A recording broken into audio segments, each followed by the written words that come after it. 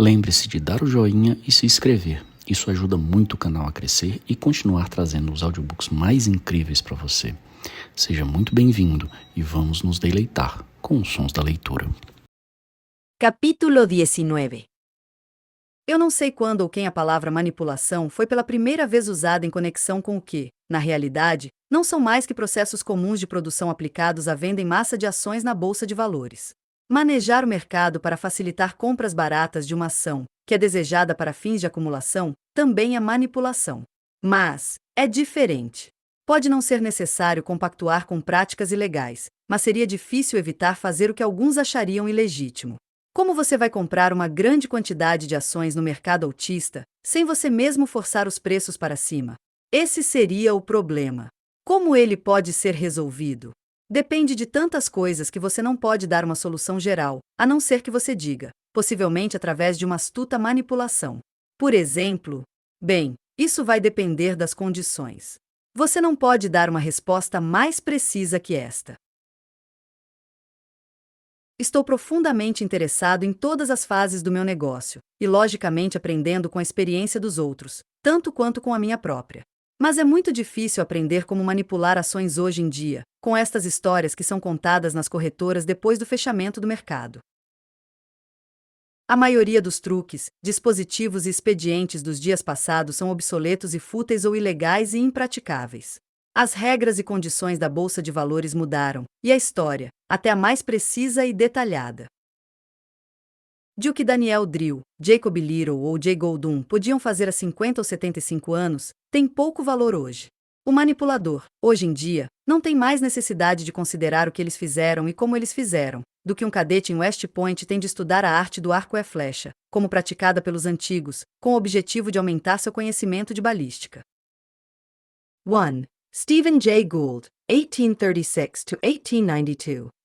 Investidor e especulador americano, muito famoso no século XIX, com pesados investimentos em ferrovias e telegrafia. Era considerado pela imprensa o todo-poderoso dos mercados. Dizia-se que era capaz de levar os preços para cima ou para baixo, de acordo com as suas conveniências. Gould morreu de tuberculose em dezembro de 1892. A estimativa conservadora de sua fortuna era de 72 milhões de dólares. Algo em torno de 2 bilhões de dólares, em valores corrigidos. Por outro lado, há lucro em se estudar os fatores humanos, a facilidade com que cada ser humano acredita no que lhe dá prazer acreditar e como eles se permitem, ou melhor, insistem em ser influenciados por sua cobiça ou pelo custo em dólares da falta de cuidado do homem comum. Medo e esperança permanecem os mesmos, por conseguinte, o estudo da psicologia dos especuladores de tanto valor como sempre teve. As armas mudam, mas a estratégia permanece sendo estratégia, tanto na Bolsa de Valores de Nova York quanto no campo de batalha. Acho que o rumo mais inteligente da coisa toda foi feito por Thomas F. Vodlock, quando declarou: os princípios do sucesso da especulação com ações estão baseados na suposição de que as pessoas vão continuar, no futuro, a cometer os mesmos erros que fizeram no passado. Nas fases de prosperidade, que é quando o público está no mercado em maior número, não há nunca necessidade de sutileza, então não há sentido em se perder tempo discutindo nem manipulação, nem especulação durante estas épocas. Seria como tentar encontrar a diferença entre pingos de chuva que estão caindo sincronizadamente no mesmo telhado na rua. O tolo sempre tentou conseguir alguma coisa por uma ninharia e o apelo nos períodos de alta das cotações é sempre, claramente, pelo instinto jogador despertado pela cobiça e estimulado por uma prosperidade bastante difundida. As pessoas que buscam dinheiro fácil invariavelmente pagam pelo privilégio de provar conclusivamente que ele não pode ser encontrado neste planeta sórdido. No princípio, quando eu ouvia os relatos das negociações e dos artifícios dos velhos tempos, costumava pensar que as pessoas eram mais ingênuas nos anos de 1860 e 70 do que nos anos de 1900. Mas eu estava certo de ler nos jornais daquele mesmo dia, ou no dia seguinte, alguma coisa a respeito da última do Ponzi 2 ou da falência de algum corretor especulador e sobre os milhões de dinheiro dos tolos que foram se juntar à maioria silenciosa das poupanças desaparecidas. 2. Charles Ponzi, 1882 to 1949. Imigrante italiano que se tornou um dos maiores vigaristas da história americana. O esquema Ponzi foi um termo bastante conhecido na época, que consistia num sistema fraudulento para fazer dinheiro rápido, semelhante às pirâmides, que ficaram conhecidas há alguns anos.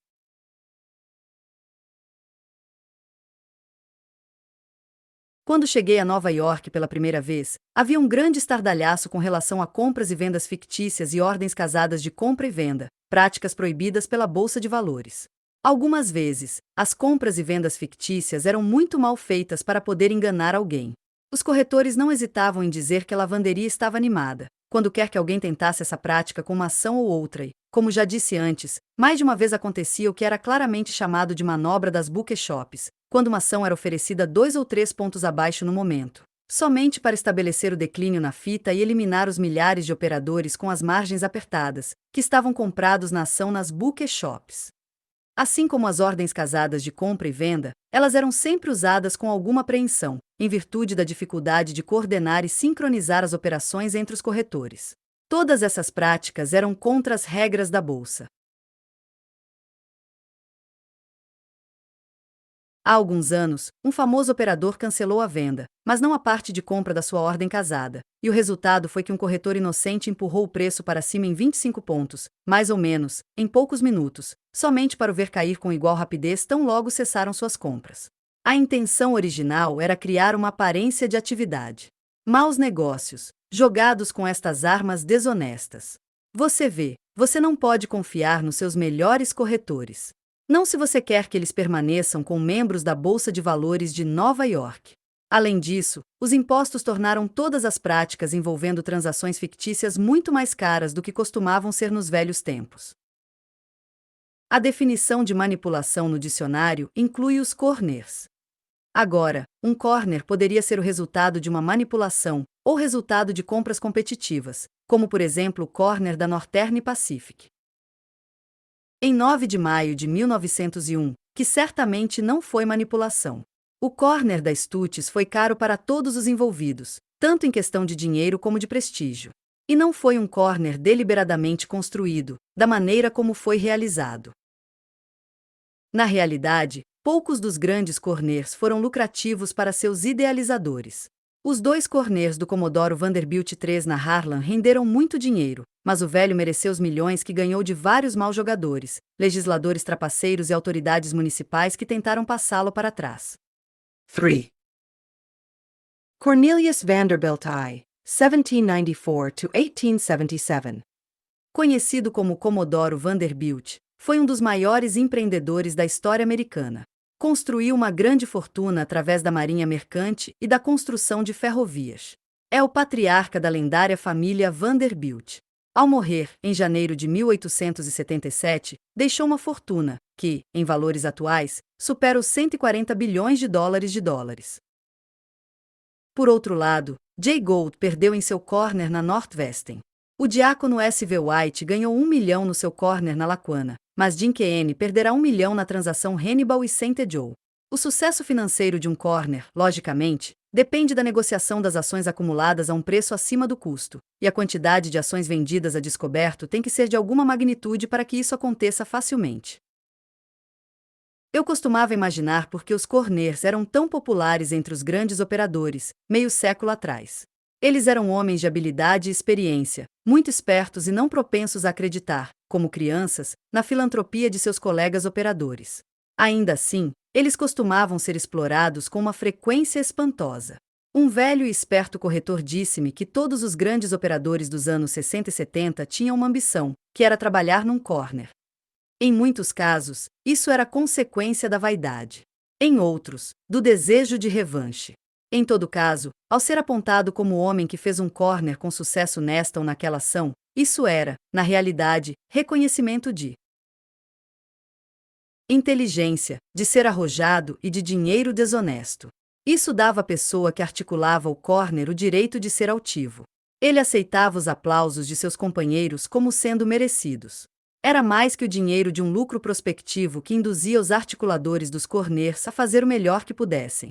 Era o complexo de vaidade se autoafirmando entre operadores de sangue frio. Lobo certamente comia lobo naqueles dias, com gosto e facilidade. Acho que lhe disse anteriormente que tratei de escapar de um squeeze mais de uma vez, não por possuir uma misteriosa sensibilidade com relação à máquina de cotações, mas porque eu posso geralmente dizer o momento em que a característica da compra de uma ação torna imprudente a situação de estar vendido a descoberto. Isso eu faço através de testes conhecidos, que devem ter sido utilizados também nos velhos tempos. O velho Daniel Drill costumava fazer squeeze com os rapazes com posições vendidas com certa frequência, e fazê-los pagar altos preços pelas finas ações da Eri que tinham vendido a descoberto para ele. Ele mesmo sofreu um squeeze do Comodoro Vanderbilt na Eri, e quando o velho Drill implorou por perdão, o Comodoro, sinistro, citou os próprios versos mortais do grande baixista: aquele que vende o que não é seu, deve comprar de volta ou ir para a prisão. Wall Street lembra-se muito pouco de um operador que, por mais de uma geração, foi um de seus titãs. Seu principal apelo à imortalidade parece ser a expressão ações registradas nos livros por um valor maior que o real. 4. Addison G. Jerome. Corretor de valores mobiliários que acumulou fortuna no mercado de ações dos Estados Unidos no século XIX. Chegou a ter sua própria casa bancária, mas, após alguns reveses, perdeu sua fortuna. Ao morrer, estava praticamente falido. Addison G. Jerome IV era o incontestável rei do comitê público na primavera de 1863.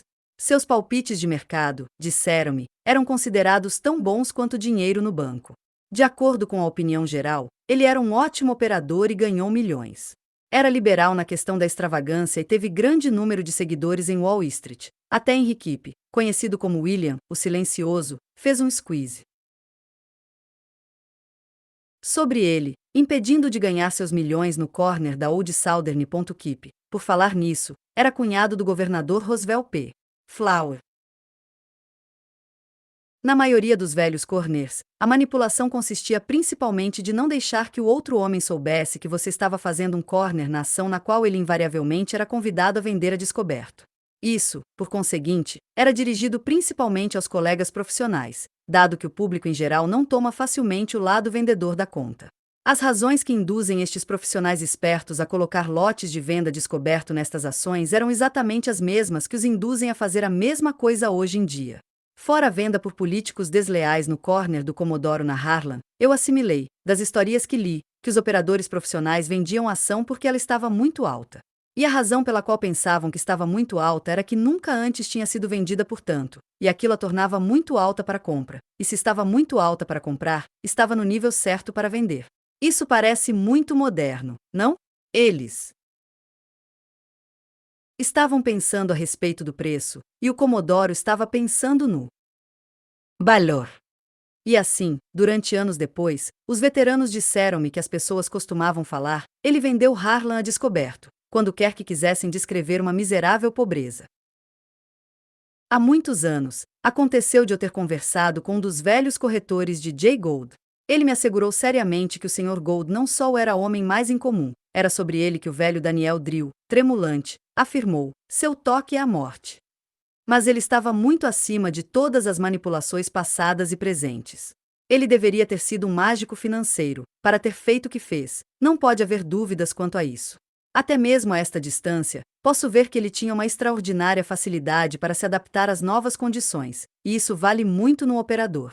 Ele variava seus métodos de ataque e defesa sem dor, porque estava mais preocupado com a manipulação das propriedades do que com a especulação com ações. Ele manipulou por investimento, mais do que por uma virada do mercado. Ele percebeu cedo que o dinheiro grande estava nas mãos das ferrovias, ao invés de na manipulação de seus certificados de propriedades de ações, no pregão da Bolsa de Valores. Ele utilizou o mercado de ações, logicamente. Mas eu suspeito que isso ocorreu porque esta era a maneira mais rápida e mais fácil, e ele necessitava de muitos milhões, assim como o velho Collis P. Huntington V estava sempre em dificuldades financeiras porque sempre necessitava de 20 ou 30 milhões a mais do que os banqueiros estavam dispostos a emprestar a ele. 5. Collis Potter Huntington, 1821 to 1900. Foi um dos 4 grandes diretores da Western Railroad, junto com Leland Stanford, Mark Hopkins e Charles Crocker. Construiu a primeira ferrovia transcontinental dos Estados Unidos. A cidade de Huntington, na Virgínia, foi nomeada em sua homenagem. Visão sem dinheiro significa dor de cabeça.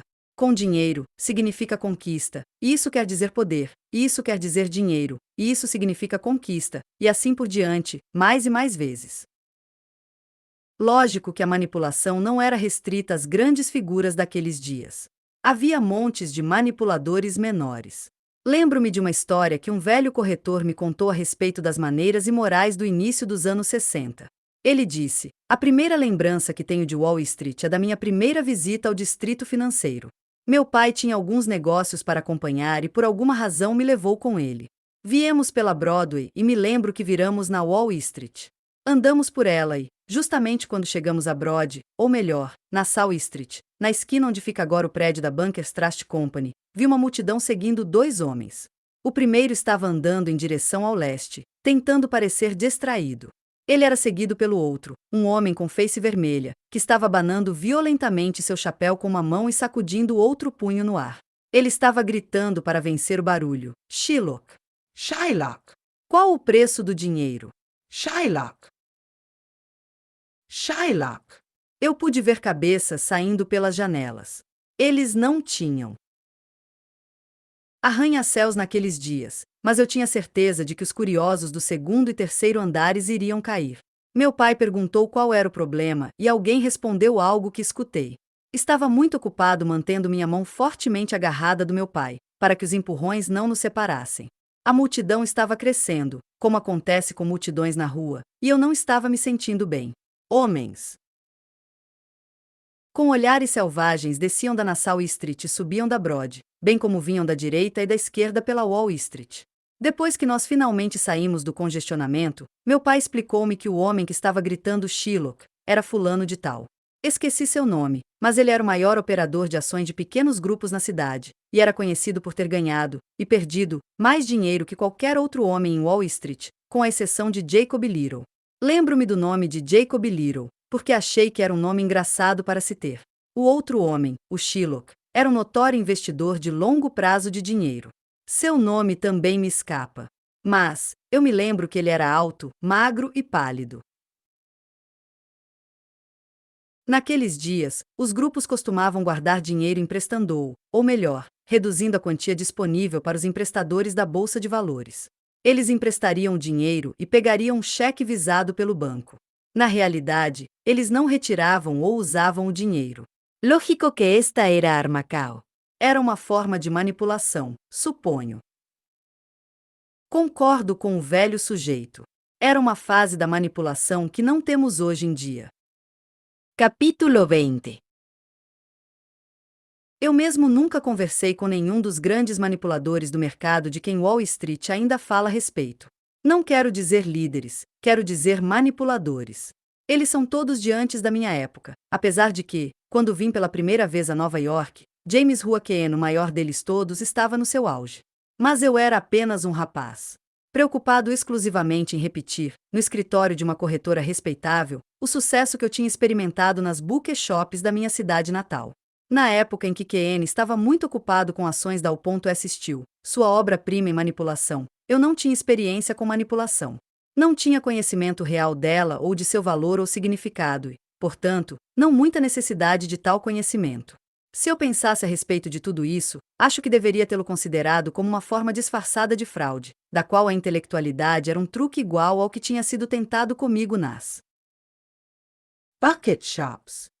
Essa conversa, desde que ouço falar sobre o assunto, consiste em grande parte de conjecturas e suspeitas, de suposições mais que de análises inteligentes.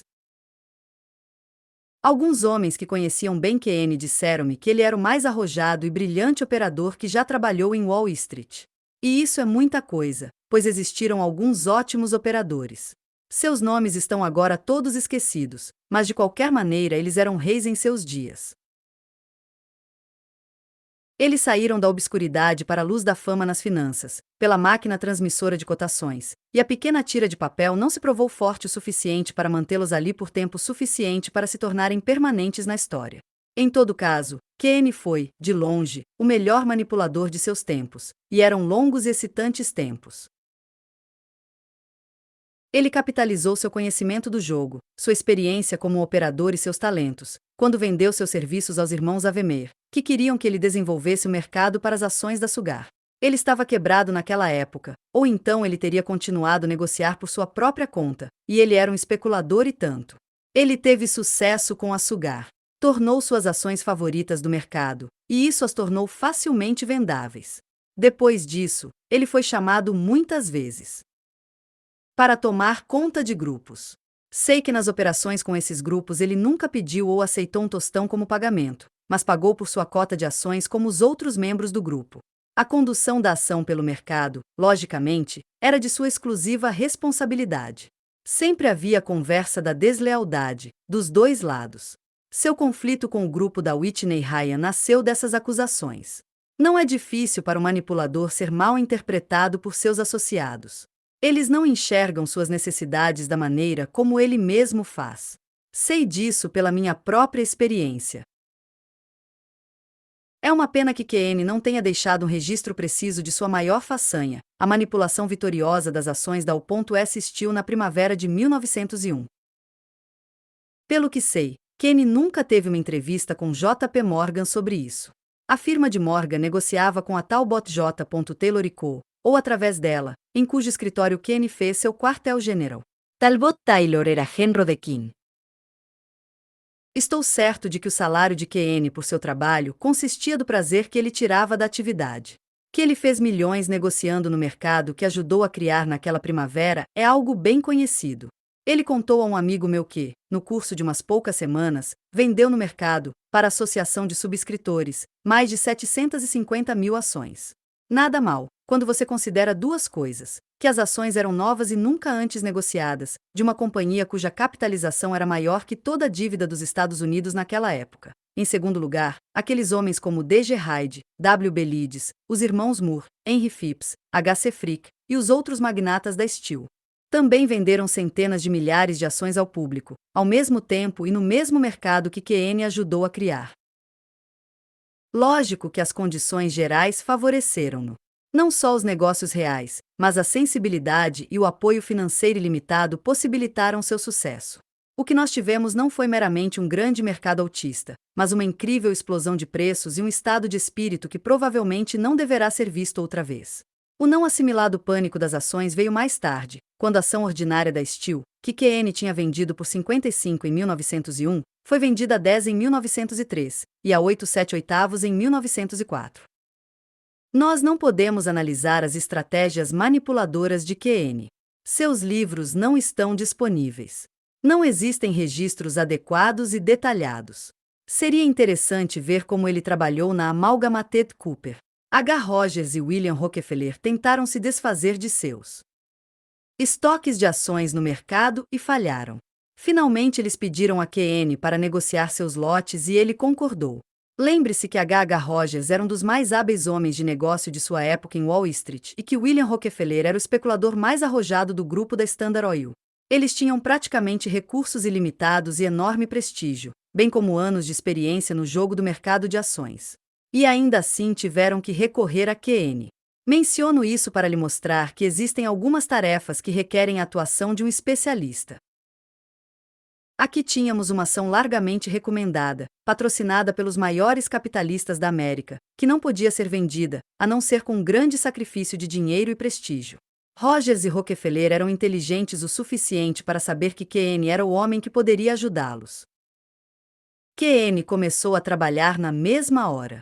Ele tinha o mercado altista para usar, e vendeu 220 mil ações da Amalgamated, aproximadamente pelo seu valor nominal. Depois que ele se desfez do lote dos grandes acionistas, o público continuou comprando e o preço subiu 10 pontos. Na verdade, os altos administradores da empresa recompraram as ações que eles tinham vendido, quando viram a avidez com que o público as estava adquirindo. Havia uma história de que Rogers, na realidade, avisou QN para entrar comprando a Amalgamated. É pouco provável que Rogers quisesse descarregar em QN. Ele era muito perspicaz para não saber que QN não era um carneirinho. QN trabalhou como sempre fazia, efetuando sua grande venda no caminho de baixa, depois da grande alta. Logicamente que seus movimentos táticos eram direcionados por suas necessidades e pelos fluxos secundários que mudavam de um dia para outro. No mercado de ações, assim como no campo de batalha, é bom manter em mente a diferença entre estratégia e tática.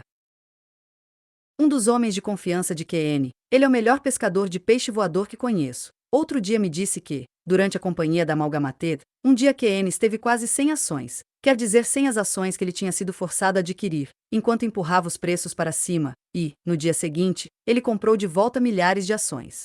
No dia seguinte a este, vendeu o saldo. Então deixou o mercado absolutamente sozinho, para ver como se comportava, e também para acostumá-lo a seguir daquela maneira. Quando chegou a negociação real do lote, ele fez o que eu disse a você, vendeu no caminho de baixa.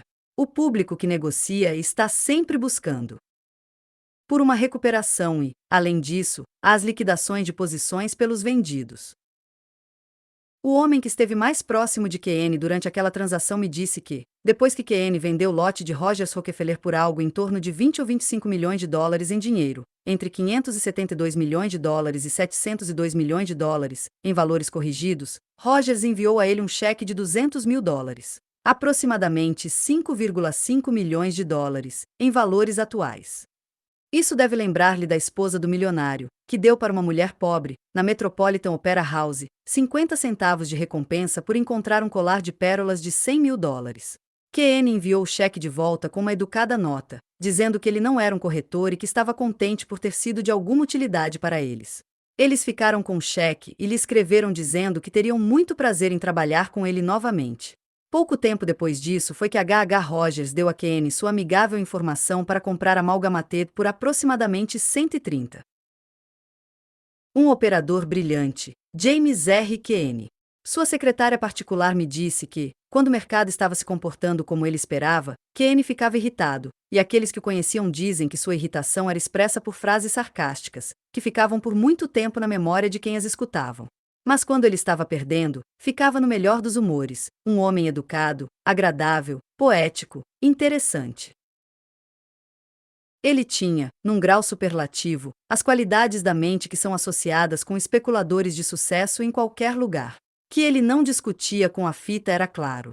Ele não tinha nenhum medo, mas nunca era imprudente. Ele podia mudar de posição num instante, e o fazia, se achava que estava errado. Desde sua época, houve muitas modificações nas regras da Bolsa de Valores e um reforço muito mais rigoroso das velhas regras, muitos impostos novos sobre vendas de ações e lucros, e assim por diante, de maneira que o jogo parece diferente. Os dispositivos que QN podia usar com perícia e lucro não mais podem ser utilizados. Também, nós estamos convencidos, a moralidade do negócio em Wall Street está num plano mais alto.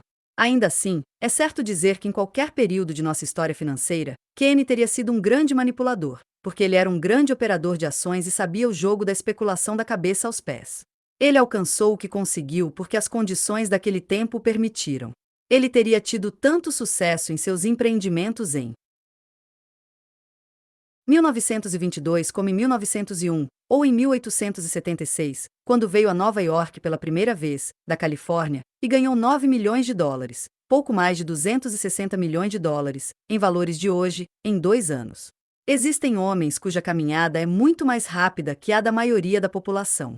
Eles estão destinados a liderar, não importando quanto mude a população. Na realidade, a mudança não é tão radical como você poderia imaginar. As recompensas não são tão boas, portanto não há mais trabalho pioneiro e, consequentemente, não há mais o pagamento aos pioneiros. Mas em certos aspectos, a manipulação é mais fácil do que era. Em outros ângulos é muito mais dura que nos tempos de QN. Não há dúvidas quanto ao fato de que fazer publicidade é uma arte, e que a manipulação é a arte de fazer publicidade por meio da fita. A fita deve contar a história que o manipulador quer que seus leitores vejam.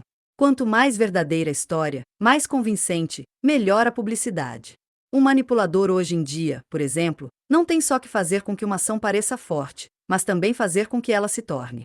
Manipulação, por conseguinte, deve ser baseada nos princípios de negociação conhecidos. Isso foi o que fez de QN um manipulador tão brilhante. Ele era um negociante consumado, para começar. A palavra manipulação passou a soar mal. Necessita de uma substituta. Não acho que exista algo tão misterioso ou maligno a respeito do processo em si, quando ele tem por objetivo a venda de uma ação em massa, com a condição de que, logicamente, essas operações não sejam acompanhadas por erros maliciosos. Há a pequena questão de que um manipulador necessariamente busca seus compradores entre os especuladores. Ele se dirige aos homens que estão procurando por grandes retornos sobre seu capital, por conseguinte, estão dispostos a correr um risco no negócio muito maior que o normal. Não posso ter muita simpatia pelos homens que, sabendo disso, ainda assim culpam outros por seu fracasso em ganhar dinheiro fácil. Ele é um camarada esperto como o diabo quando ganha. Mas quando perde dinheiro, o outro sujeito é um trapaceiro, um manipulador. Nesses momentos e de seus lábios a palavra adquire a conotação de cartas marcadas. Mas não é assim.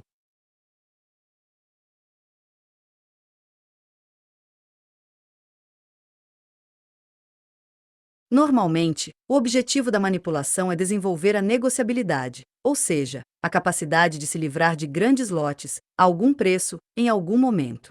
Lógico que um grupo, em decorrência de condições gerais adversas do mercado, pode não ser capaz de vender, a não ser com um sacrifício muito grande para ser aceitável. Eles, então, podem decidir empregar um profissional, acreditando que sua perícia e experiência vão permitir-lhes conduzir uma retirada ordenada, ao invés de sofrer uma aterradora derrota. Você vai perceber que eu não falo de manipulação destinada a permitir uma considerável acumulação de uma ação o mais barato possível, como, por exemplo, ao comprar para controlar, porque isso não acontece frequentemente hoje em dia. Quando Jay Gould desejou se certificar de seu controle na Western Union e decidiu comprar um grande lote de ações, Washington e Connor 1, que não tinha sido visto no pregão da bolsa por muitos anos, de repente apareceu pessoalmente no balcão da Western Union. Ele começou a fazer ofertas para comprar Western Union. Os operadores riram, por sua estupidez em julgá-los tão imbecis, e eles animadamente venderam-lhe todas as ações que queriam comprar. Era uma manobra tão primária, pensar que ele poderia levar os preços para cima atuando como se o Sr. Gould quisesse comprar Western Union. Aquilo era manipulação? Acho que somente posso responder isso dizendo não, e sim. Uno Washington e Connor, parceiro de negócios e corretor de Jay Gould, foi um dos maiores corretores da New York Exchange, NYSE, na sua época. Na maioria dos casos, o objeto da manipulação é, como eu disse, vender ações ao público ao melhor preço possível. Não é somente uma questão de venda, mas de distribuição. É obviamente melhor, em qualquer caso, uma ação ser possuída por 1000 pessoas do que por um homem melhor para seu mercado. Então, não é somente a venda a um bom preço, mas a característica da distribuição que o manipulador deve considerar. Não há sentido em aumentar os preços a um nível muito alto, se você não pode induzir o público a tirar as ações de sua mão mais tarde.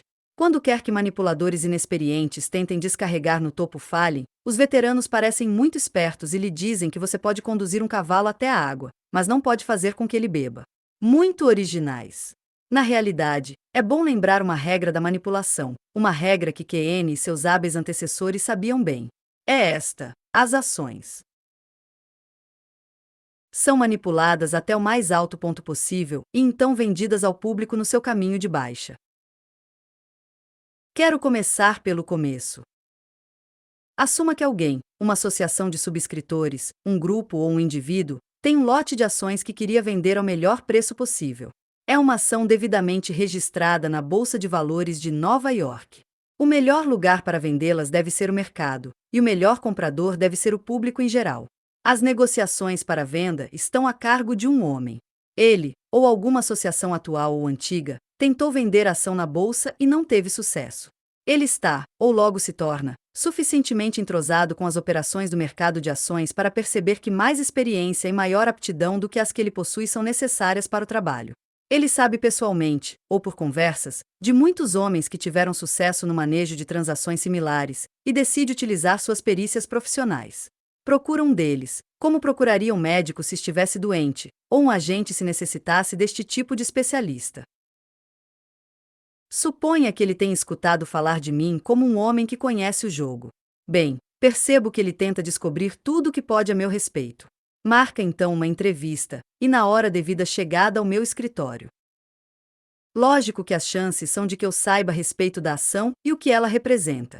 É meu negócio saber. É assim que tiro meu sustento. Meu visitante me diz o que ele e seus associados querem fazer e me pede para conduzir a transação. É então minha vez de falar. Pergunto por quaisquer informações que julgue necessárias para me dar um claro entendimento do que eu estou sendo solicitado para conduzir. Determino o valor e estimo as probabilidades do mercado para aquela ação. Isso e minha leitura das condições atuais, por sua vez, ajudam-me a calcular a probabilidade de sucesso da operação proposta.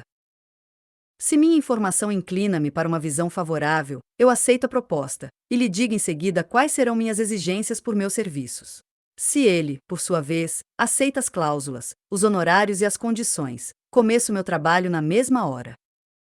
Eu geralmente peço e recebo opções de compra num lote de ações. Eu insisto sobre opções progressivas como o procedimento mais favorável para todos os efeitos. O preço da opção começa um pouco abaixo daquele que prevalece no mercado e sobe gradativamente.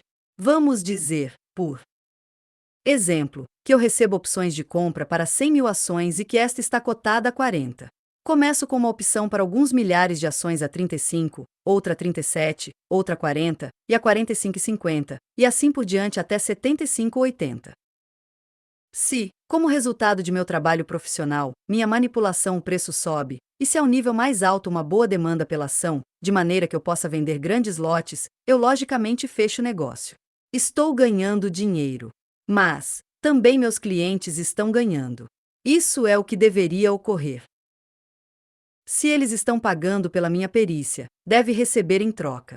Lógico que há ocasiões em que um grupo pode ser atingido com uma perda, mas isso é raro, de maneira que eu não aceito trabalho a não ser que possa haver um lucro certo. Este ano, não tive tanta sorte numa ou duas operações, e não lucrei. Existem razões, mas isso é outra história, a ser contada talvez mais tarde. O primeiro passo no movimento de alta de uma ação é divulgar o fato de que existe um movimento de alta. Parece tolo, não? Bem, pense um momento. Não é tão tolo quanto parecia, não é?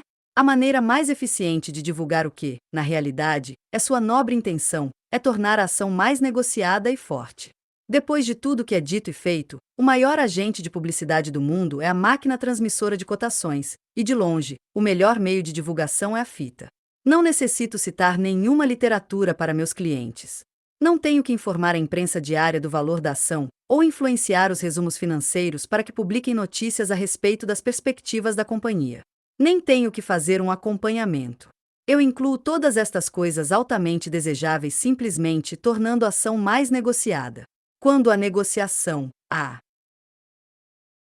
uma demanda sincronizada por explicações, e isso quer dizer, lógico, que as razões necessárias para a publicação surgem por si mesmas, sem a menor ajuda de minha parte.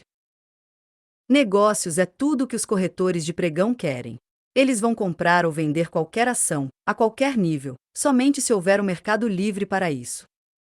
Eles vão negociar milhares de ações, quando quer que vejam um mercado aquecido. Ocorre necessariamente que eles constituem a primeira colheita de compradores do manipulador. Eles vão seguir você em todo o caminho de alta, e também são uma grande ajuda em todos os estágios da operação. Eu sei que James R. Keynes costumava empregar habitualmente o corretor de pregão mais ativo, tanto para ocultar o tipo da manipulação, quanto porque ele sabia que eles eram, de longe, os melhores disseminadores de negócios e distribuidores de palpites. Ele sempre lhes dava opções de compra, opções verbais, a preços acima do mercado, de maneira que eles pudessem fazer algum trabalho que ajudasse, antes que pudessem embolsar o dinheiro. Ele fazia com que eles ganhassem seu lucro. Para conseguir seguidores profissionais, eu mesmo nunca tive que fazer mais do que tornar uma ação bem negociada. Os corretores não pedem mais que isso. É bom lembrar, lógico, que estes profissionais no pregão da bolsa compram ações com a intenção de vendê-las com um lucro. Eles não pedem que seja um lucro grande, mas deve ser um lucro rápido. Eu torno a ação negociada com o objetivo de chamar a atenção dos especuladores para ela, pelas razões que já dei. Eu compro e vendo, e os operadores seguem o exemplo. A pressão de venda não tende a ser forte onde um homem tem especulativamente tanta ação sob seu controle através das opções, como eu insisto em ter. A compra, consequentemente, prevalece sobre a venda, e ao público segue a liderança, não tanto do manipulador, mas dos corretores de pregão. Ele entra comprando. Esta grande e desejável demanda, eu preencho, ou seja, vendo ações para manter o equilíbrio. Se a demanda é o que deveria ser, vai absorver mais do que a quantidade de ações que eu fui obrigado a acumular nos primeiros estágios da manipulação, e quando isso acontece, eu vendo a ação a descoberto. Em outras palavras, vendo mais ação do que realmente tenho. É perfeitamente seguro para eu fazer isso, desde que estou realmente vendendo contra minhas opções de compra. Logicamente. Quando a demanda do público afrouxa, a ação para de avançar. Então eu espero. Digamos que, então, a ação parou de avançar. Vem um dia fraco. Todo mercado pode desenvolver uma tendência de queda, ou algum operador perspicaz pode perceber que não há ordens de compra para serem anunciadas na minha ação, e ele a vende, e seus colegas o seguem.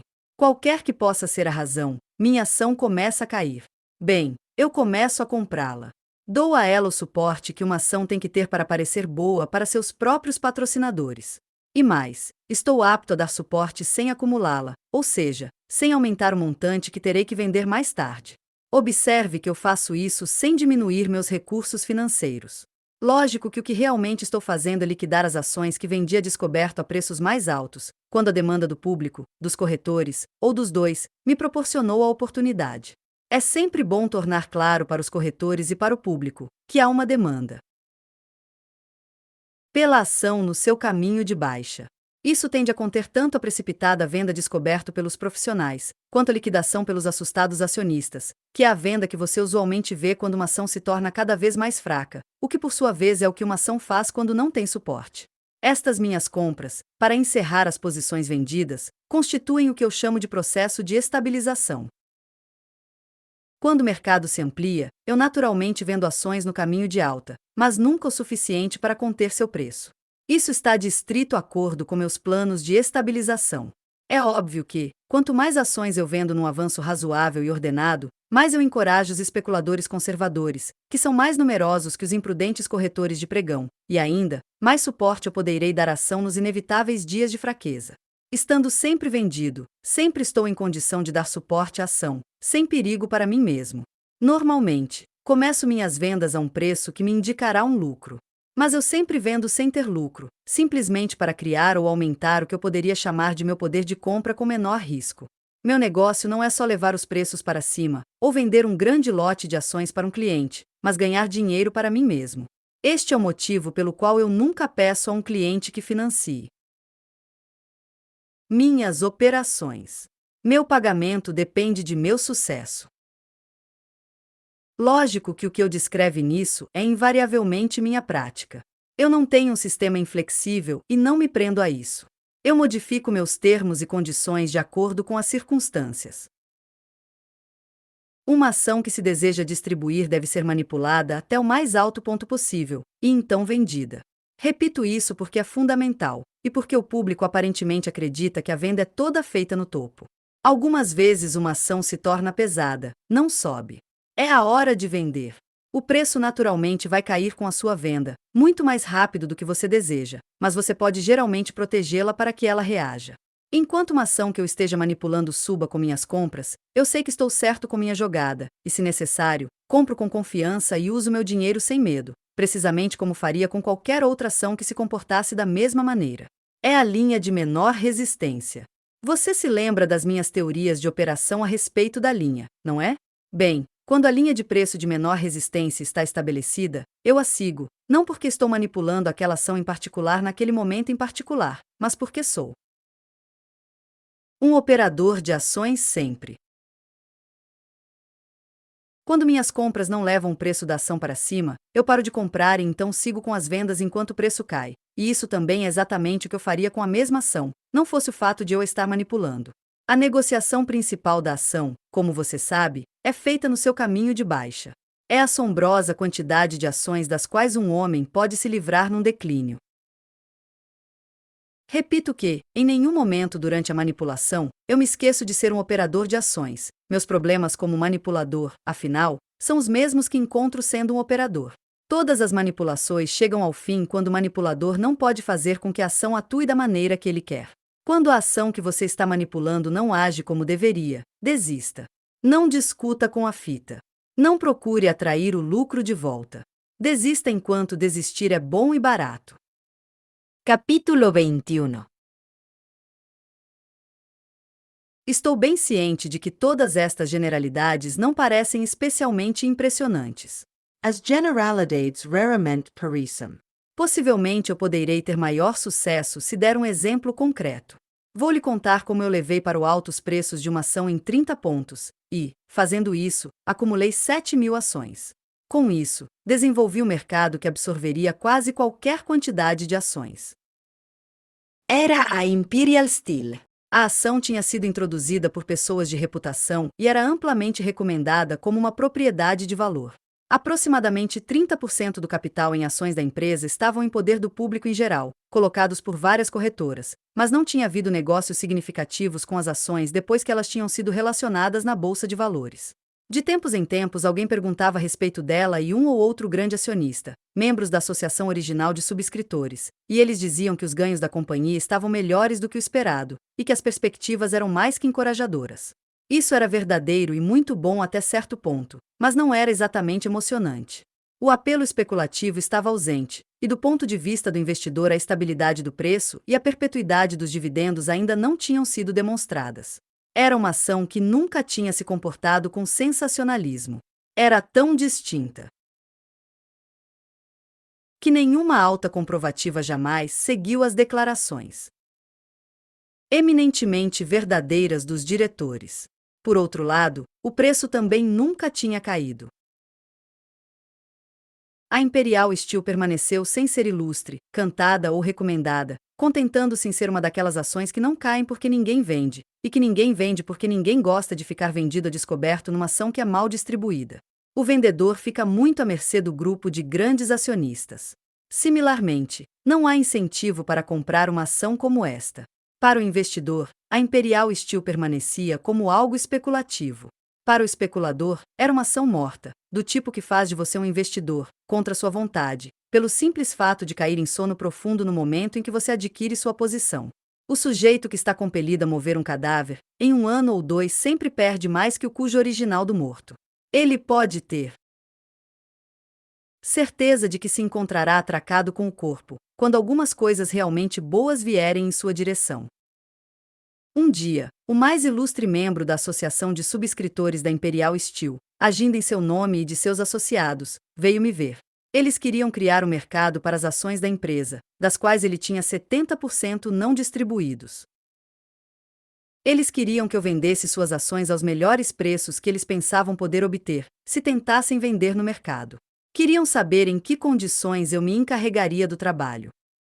Eu lhe disse que o informaria em alguns dias. Então, observei a propriedade por dentro. Eu tinha especialistas para percorrer os diversos departamentos da companhia, industrial, comercial e financeiro. Eles me fizeram relatórios que não eram tendenciosos. Eu não estava procurando pelos pontos bons ou maus, mas pelos fatos, como eles eram. Os relatórios mostraram que era uma propriedade de muito valor. As perspectivas justificavam compras da ação ao preço que prevalecia no mercado. Dadas as circunstâncias, um avanço no preço seria, na realidade, o mais comum e legítimo de todos os movimentos do mercado. Não havia, portanto, nenhuma razão que eu pudesse ver para que não devesse, conscientemente e com confiança, me encarregar da manipulação de alta da Imperial Steel. Deixei que o homem soubesse o que se passava pela minha cabeça, e ele veio ao meu escritório para conversar sobre a transação em detalhes. Disse-lhe quais eram minhas condições. Por meus serviços não pedi dinheiro, mas opções de compra em 100.000 ações da Imperial Steel. O preço das opções variava de 70 a 100. Aquilo poderia parecer um grande pagamento para alguns. Mas eles deveriam considerar que os acionistas estavam certos de que não poderiam, por sua própria conta, vender 100.000 ações, ou mesmo 50.000, a 70. Não havia mercado para a ação. Toda a conversa a respeito dos maravilhosos ganhos e excelentes perspectivas não conseguiu angariar compradores, não num grande número.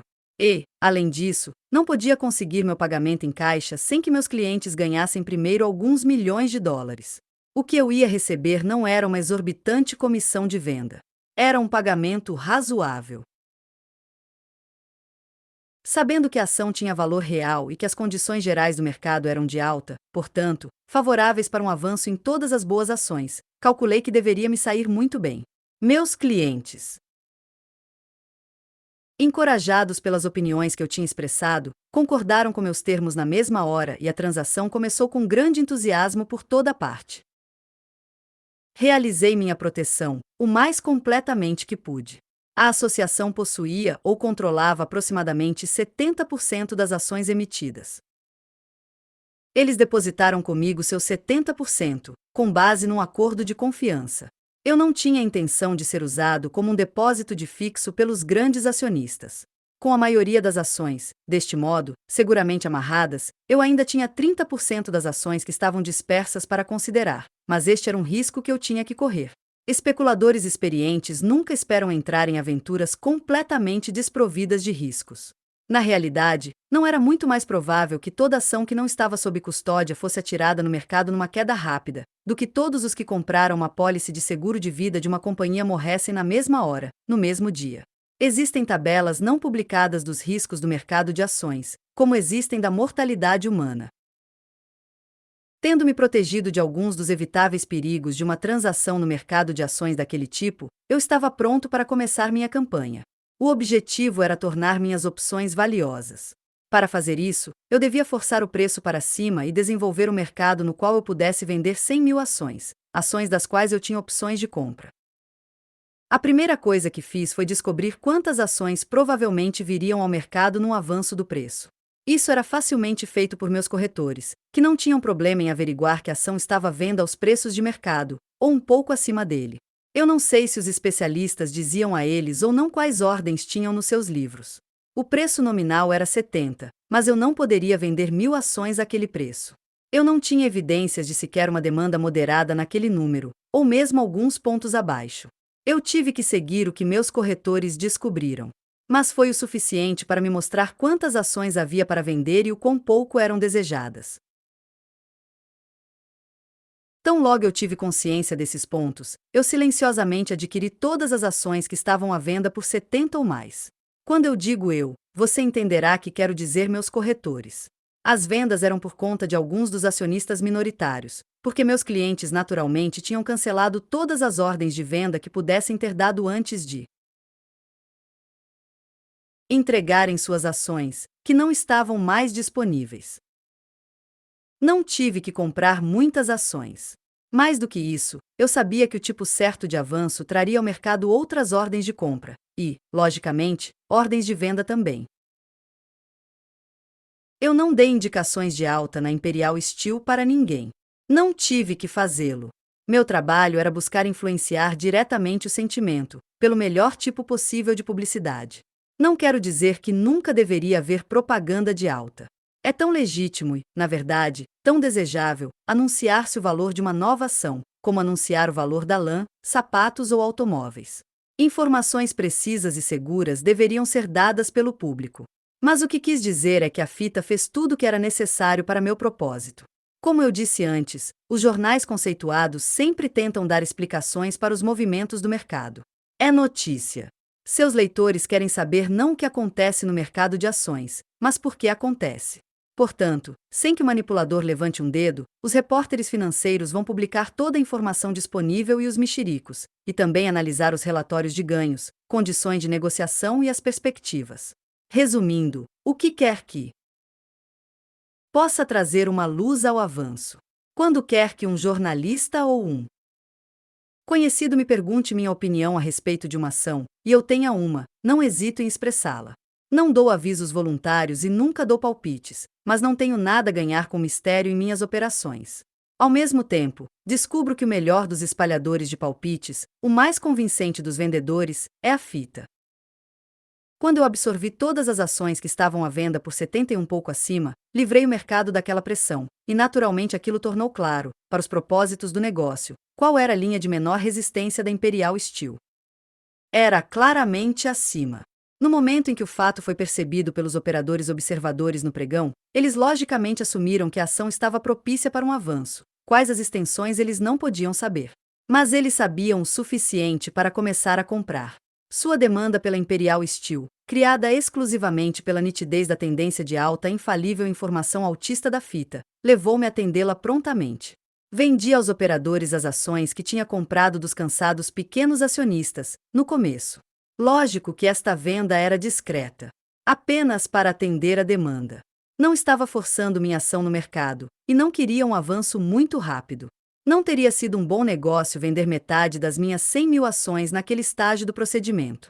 Meu trabalho era criar um mercado no qual eu pudesse vender todo o meu lote.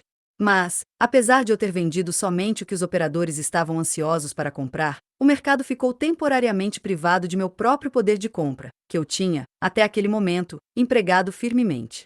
No curso esperado, as compras dos operadores cessaram e o preço parou de subir. Tão logo isso aconteceu, começaram as vendas pelos desapontados que acreditavam na alta, ou por aqueles operadores cujas razões para comprar desapareceram no instante em que a tendência de alta foi contida. Mas eu estava pronto para esta venda, e no caminho de baixa comprei de volta as ações que eu tinha vendido para os operadores alguns pontos acima. Essas compras da ação, que eu sabia estavam destinadas a serem vendidas, por sua vez, interromperam o curso de baixa, e, quando o preço parou de cair, as ordens de venda pararam de entrar. Então comecei tudo de novo. Comprei todas as ações que estavam à venda no caminho de alta, não eram muitas, e o preço começou a subir pela segunda vez. Partir de um ponto de início mais alto que 70. Não se esqueça que, no caminho de baixa, havia muitos acionistas que, não querendo perder, venderam suas ações, mas não fariam isso a 3 ou 4 pontos do topo. Estes especuladores sempre prometem que vão certamente vender se houver uma melhora. Eles colocam suas ordens de venda no caminho de alta, e então mudam de opinião com a mudança na tendência do preço da ação. Lógico que sempre há realização de lucro no jogo seguro dos corredores rápidos, para os quais um lucro é sempre um lucro para ser realizado. Tudo que tive que fazer depois disso foi repetir o processo, alternando compras e vendas, mas sempre trabalhando em direção a níveis cada vez mais altos. Algumas vezes, depois de você ter adquirido todas as ações que existem para venda, isso contribui para que os preços subam violentamente, acontecendo o que pode ser chamado de pequenas perturbações de alta na ação que você está manipulando. É uma excelente publicidade, porque provoca muitos comentários, e também traz para dentro do mercado tantos operadores profissionais como aquele grupo do público especulador que gosta de movimento. E este é, eu acho, um grupo bem grande. Eu fiz isso com a Imperial Steel, e quando quer que a demanda fosse criada por estas acelerações, eu supria. Minha venda sempre mantinha o movimento de alta com salto, tanto em extensão quanto em velocidade. Comprando no caminho de baixa e vendendo no caminho de alta, eu estava fazendo mais que empurrar os preços para cima, estava desenvolvendo a negociabilidade da Imperial Steel. Depois que comecei minhas operações com ela, nunca houve um movimento em que um homem não pudesse comprar ou vender ação livremente, quer dizer, comprar ou vender uma quantidade razoável sem causar variações muito violentas no preço. O medo de ficar sozinho e sem ajuda se comprasse, ou em squeeze até a morte se vendesse a descoberto, tinha passado. A difusão gradual entre os profissionais e o público, de uma crença na permanência do mercado para Imperial Steel, teve muito a ver com a criação da confiança no movimento, e, logicamente, a atividade também colocou um fim a uma série de outras objeções. O resultado foi que, depois de comprar e vender bons milhares de ações, tive sucesso em fazer com que as ações fossem vendidas pelo seu valor nominal. A $100 por ação todos queriam comprar Imperial Steel. Por que não? Todos agora sabiam que era uma boa ação, que tinha sido e ainda era uma pechincha. A prova era alta. Uma ação que podia subir 30 pontos a partir de 70, poderia subir 30 pontos mais a partir de seu valor nominal. Esta é a maneira pela qual raciocinavam muitas pessoas. No curso de levar os preços para o alto naqueles 30 pontos, eu acumulei somente 7.000 ações. O preço deste lote alcançou uma média de exatamente 85. Isso significava um lucro de 15 pontos com a ação. Mas, lógico, meu lucro completo, ainda no papel, era muito maior. Era um lucro seguro suficiente, pois eu tinha o mercado para tudo o que quisesse vender. A ação seria vendida por mais ainda, com a manipulação discreta, e eu tinha opções de compra progressivas em 100.000 ações, começando em 70 e terminando em 100.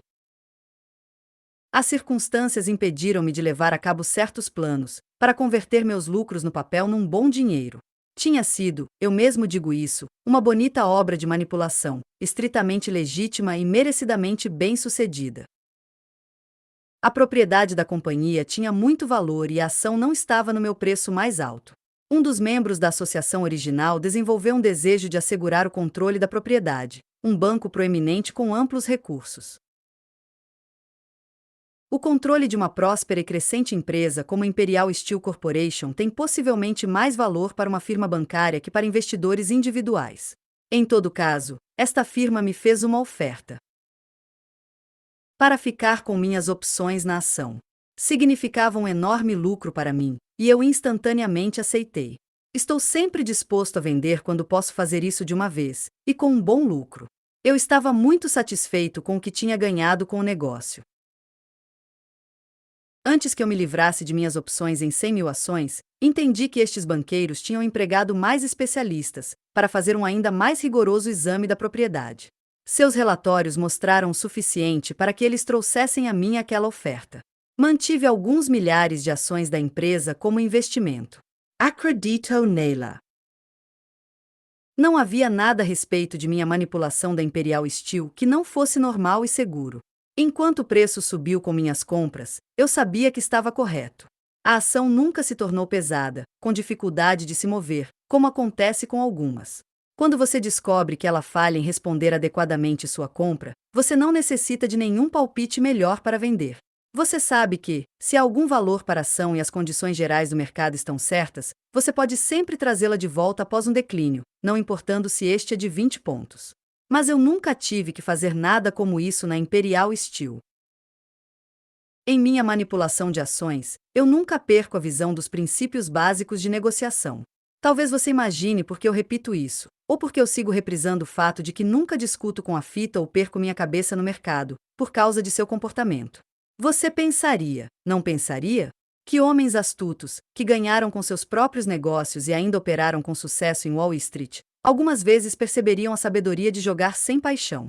Bem, você ficaria surpreso com a frequência com que alguns de nossos promotores de maior sucesso comportam-se como mulheres assustadas porque o mercado não age da maneira que eles queriam.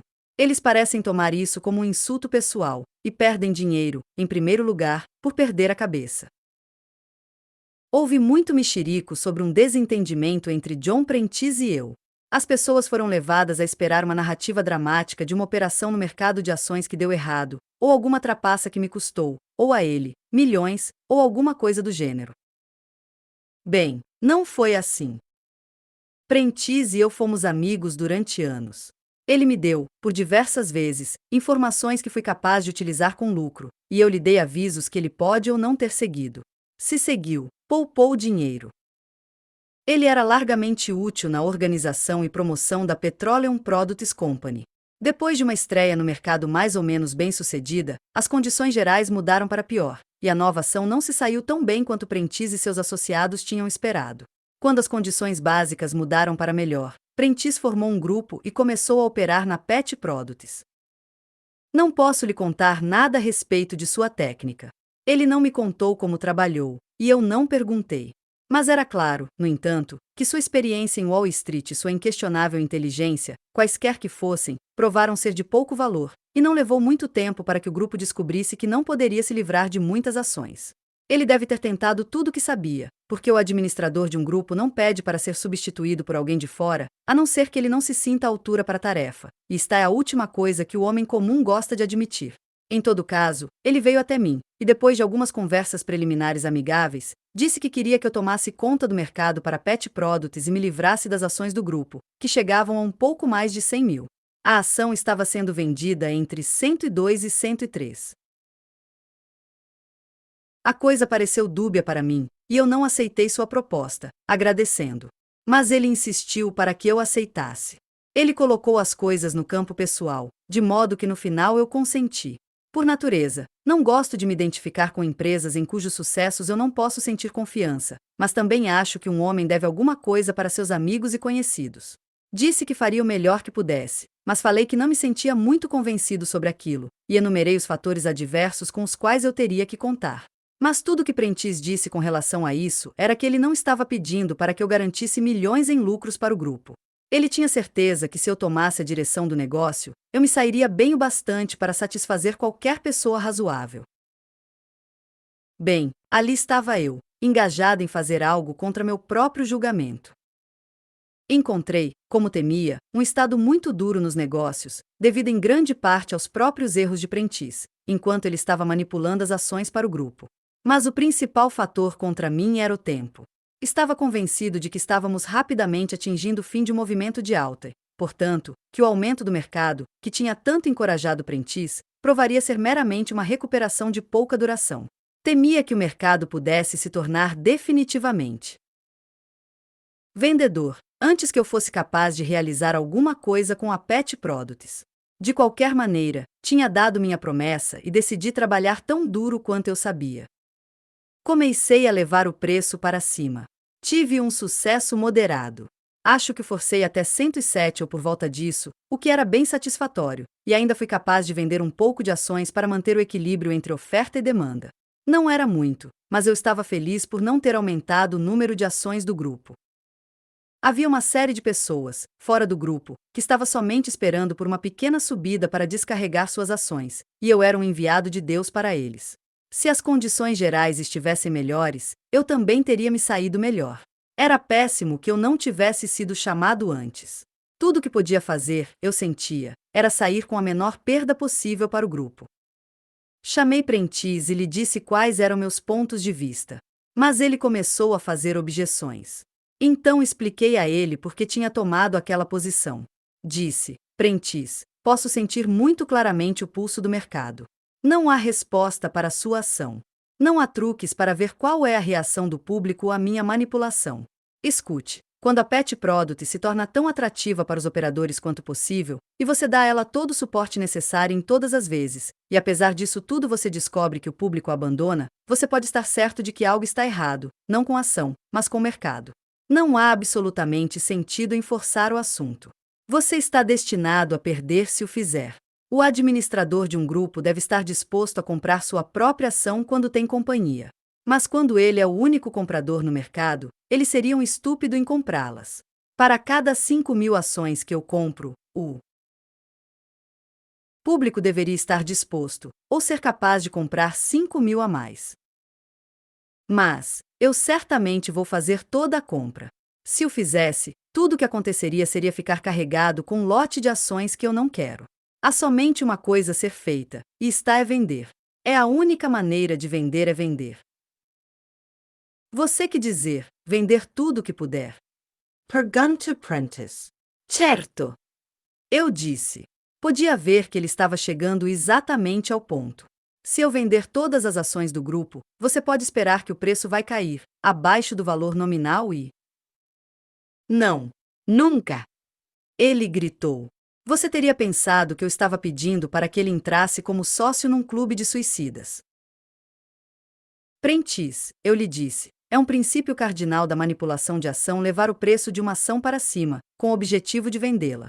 Mas você não vende em massa durante o avanço. Você não pode.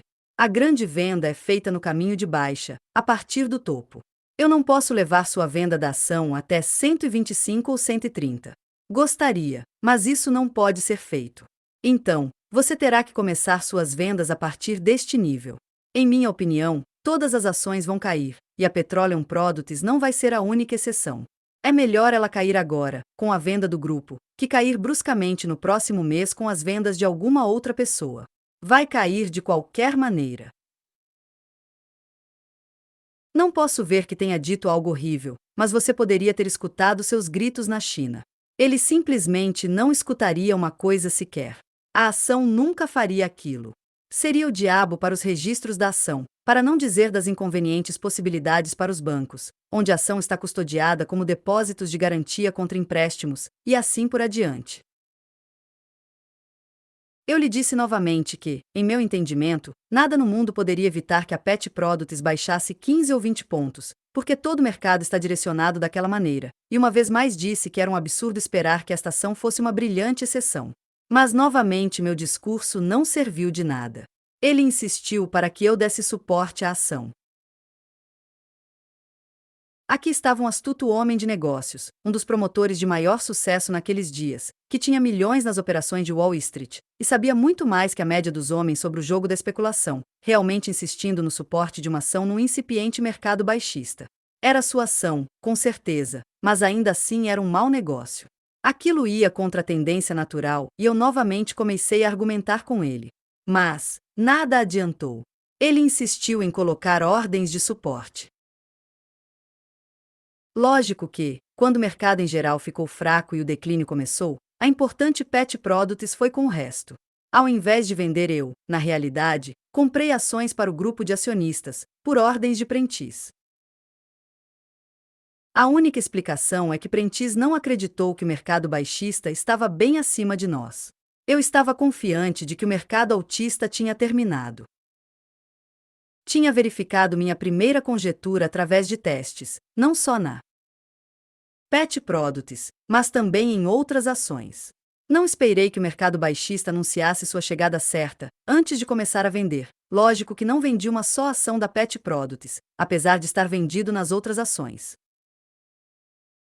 O grupo da Pet Products, como eu esperava, estava pendurado com tudo que eles tinham no começo, e com tudo que eles tiveram que adquirir, no fútil esforço de segurar o preço. No final, eles venderam, mas em números muito abaixo do que teriam conseguido se Prentice tivesse deixado que eu vendesse quando desejava. Não podia ser de outra maneira. Mas Prentice ainda pensa que ele estava certo, ou diz que estava. Sei que ele diz que a razão pela qual dei a ele o aviso era porque estava vendido em outras ações e o mercado em geral estava em alta. Isso implica, logicamente, que a redução na cotação da Pet Products, que deveria ter sido ocasionada pela venda das ações do grupo a qualquer preço, teria ajudado minha posição vendedora nas outras ações.